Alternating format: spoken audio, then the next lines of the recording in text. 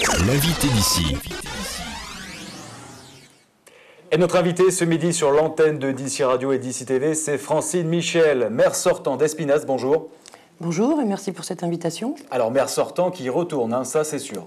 Maire sortant qui se représente avec une nouvelle liste renouvelée. Donc il y a 6 anciens conseillers et puis donc les 15 autres nouveaux qui vont se présenter à la population et assurer ce deuxième mandat que je demande aussi au suffrage. Alors essentiellement des femmes, c'est ça, en majorité. Nous avons 8 femmes, oui, mais le maire étant femme, il y a quand même la parité, 7 et 7.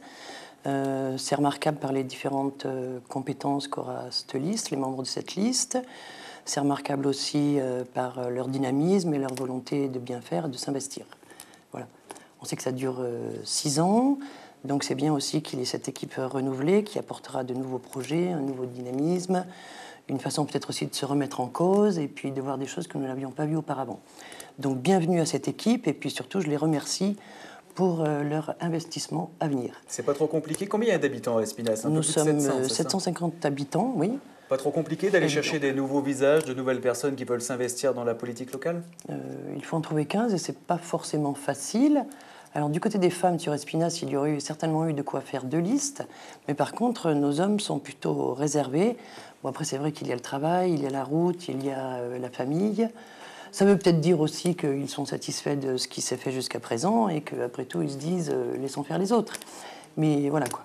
Bon, le bénévolat, c'est toujours difficile à trouver. Donc, ce sont des femmes qui ont envie d'entreprendre et qui ont des projets pour la commune, ce qui est plutôt rare, logiquement. Si, les femmes sur Espinasse, c'est très important. Elles sont à l'école, elles sont à la maison de retraite, elles sont dans les associations de retraités, elles sont de partout et c'est très, très dynamique. Francine Michel, si vous les hommes suivent, mais les hommes suivent. Voilà, il n'y a pas de souci quand même. Bon, Francine Michel, si vous y retournez, c'est qu'il y a encore des projets pour la commune.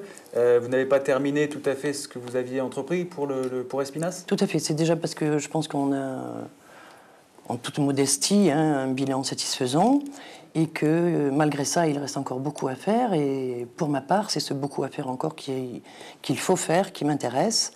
Voilà pourquoi nous avons constitué une nouvelle équipe et nous nous présentons aux habitants d'Espinasse. Alors la commune d'Espinasse qui se divise un petit peu en deux, c'est ça, il y a le vieux village et puis il y a ce qu'on appelle au bord de la route. Il y a plusieurs quartiers, oui, il y a le vieux village, il y a le quartier du Claps et il y a le centre, j'allais dire commercial, c'est-à-dire ce qu'on appelle le quartier de l'hôtel, où il y a tous les commerces de proximité qui existent. Quelles sont vos priorités? Le vieux village?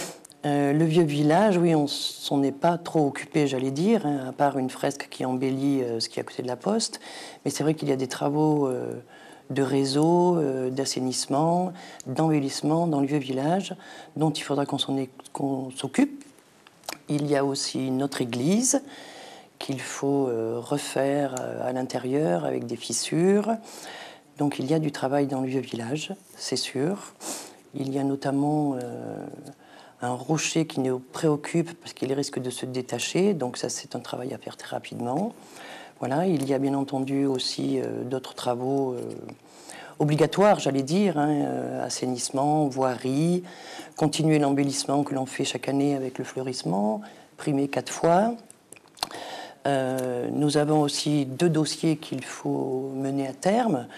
Je parle du lotissement des Querriers, où 17 lots seront proposés à la vente prochainement, qui se font en partenariat avec la mairie et les propriétaires privés, donc, pour proposer à des prix, je ne veux pas dire défiant toute concurrence, mais très abordables, à des gens de s'installer sur Espinasse. Vous avez également un projet sur Espinasse d'une zone artisanale, c'est ça, parlez-nous-en. Tout à fait, donc elle est déjà dans les dossiers avec l'ancienne équipe. Pour nous, il faut faire déjà l'acquisition foncière, elle se trouve derrière le cimetière, donc se préoccuper de l'acquisition foncière et ensuite viabiliser cette zone. Pour bien entendu essayer de pérenniser la population, s'occuper du pôle économique et proposer du travail. La question sera, est-ce que financièrement c'est possible? Et ça posera notamment la participation de la prochaine communauté de communes. Est-ce qu'on aura leur soutien? Est-ce qu'on pourra passer par eux pour avoir des subventions que sinon nous n'aurions pas? Il y a déjà des artisans qui se sont manifestés? Il y a déjà des artisans qui se sont manifestés, oui, tout à fait. Et des artisans d'Espinasse, donc qui viendraient de l'extérieur aussi? Non, extérieur pour le moment, extérieur. Ce qui est une excellente chose. Ils s'installeraient peut-être aussi à terme au village? Tout à fait. Donc j'espère qu'on pourra réaliser ça. Il faudra aussi se préoccuper de la pérennisation des commerces. Donc on sait que l'aménagement du quartier de l'hôtel, justement, que nous avons réalisé, a permis de faire fleurir cette activité. Ils sont très contents de ce nouveau village que nous avons construit. Mais c'est vraiment le pôle économique, c'est la particularité et l'originalité d'Espinasse. Donc comment faire pour que vraiment cela demeure et éventuellement qu'ils augmentent. Voilà. Alors Espinasse, c'est également ce parc de panneaux photovoltaïques qui était au cœur de la polémique ces derniers temps. On avait fait un reportage avec vous, je me souviens bien, nous étions montés parce qu'il n'était pas encore raccordé. Aujourd'hui, ça y est, la commune tient le bon bout et surtout l'investisseur. Tout à fait, ça a vraiment été le dossier d'un mandat, puisque je crois qu'on a commencé en 2008 et vous voyez, ça se termine par un dénouement heureux, évidemment. Le parc est enfin raccordé, après 1 an et demi d'attente quand même. Il reste quelques détails à régler, c'est ça? Alors il y a la problématique, oui. Monsieur Westphal, donc président de Anneau Énergie, s'inquiétait sur le contrat. Est-ce que RTE respecterait les engagements passés, c'est-à-dire tant du point de vue du prix d'achat que de la consommation que le parc peut fournir? Est-ce qu'ils respecteront ça? Voilà, j'ose espérer que RTE sont des gens raisonnables qui savent lire des contrats et je ne vois pas pourquoi on baisserait tous ces accords préalables. Alors Espinasse, c'est un village aussi qui est réputé parce qu'il est souvent précurseur. Vous avez été le premier maire à célébrer le mariage homosexuel et l'une des premières communes aussi dans les Hautes-Alpes à mettre en place la fameuse réforme des rythmes scolaires. Quel bilan tirer de cette réforme depuis la mise en place en septembre? Alors les activités existent. Elles se sont faites parce que nous avions la volonté d'insérer les enfants dans une espèce de territoire, le nôtre, de leur proposer aussi des activités auxquelles ils n'auraient pas pu accéder. Et puis nous avions les parents qui étaient d'accord et le groupe de professeurs des écoles qui étaient d'accord. Nous étions aidés financièrement, donc on s'est dit, il nous appartient de les mettre en place, c'est un gros travail. Ils ont donc des activités ludiques, sportives. Ils ont des activités plus pédagogiques. Pour aller en détail, donc, nous avons conventionné avec l'école de musique. Il y a la Batucada qui vient aussi leur faire des initiations rythmiques. Nous avons un professeur de théâtre. Ou un pédagogique, on a passé contrat avec l'Unambule pour qu'ils aient des renouvellements de jeux de société. Et puis, ce qui est remarquable, c'est qu'il y a tout l'intergénérationnel qui aide à dynamiser ces rythmes scolaires en leur proposant des animations. Je pense à un monsieur qui leur propose de la magie, à une mère de famille qui fait un atelier couture.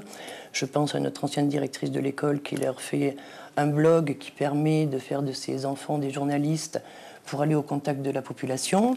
Je pense aussi aux retraités qui, par le biais de l'association Lire et faire lire, interviennent pour leur lire des contes.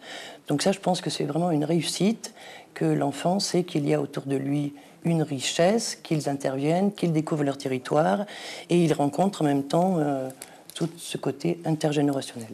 Donc l'essentiel est fait, peut-être que maintenant il faut l'affiner, le peaufiner. Voilà. Et le plus dur aussi reste aussi de convaincre certains parents réticents, parce que les enfants, eux, sont fatigués, nous dit-on. Oui, oui. C'est vrai. Alors, est-ce que c'est parce qu'ils vont davantage à l'école, puisqu'ils vont le mercredi matin, de 9h à midi? Est-ce que parce qu'à la fin de la journée, il y a ces activités dont certaines nécessitent une attention intellectuelle, peut-être, je ne sais pas. Donc ça, il faut faire le point avec eux. Nous faisons souvent des réunions, nous avons un comité de suivi, et maintenant, je dirais, il reste qu'à améliorer ce qui est déjà fait. Et je suis encore une fois ravie que ce soit fait parce que c'est vraiment un gros travail. Alors Francine Michel, un dernier mot. On sait que les jeunes, vous nous le dites, s'activent du côté d'Espinasse, mais les anciens également, avec cette maison de retraite, le Mont-Soleil, c'est ça, oui, elle s'appelle comme ça, qui est aussi très dynamique. On avait fait un reportage là-bas avec M. Krummenecker, qu'on salue, qui est le directeur et qui s'occupe bien de cette maison de retraite. Il y a aussi des passerelles. Vous entendez bien avec M. Krummenecker et avec cette résidence. On s'entend bien, c'est un directeur remarquable qui a à cœur de proposer des activités à ses résidents. Et sa volonté est d'ouvrir la maison de retraite à tous les habitants. Donc il y a des échanges avec les enfants, avec ceux de la cantine, avec ceux du périscolaire. Il y a 1001 activités qui se font ensemble, pareillement avec les associations.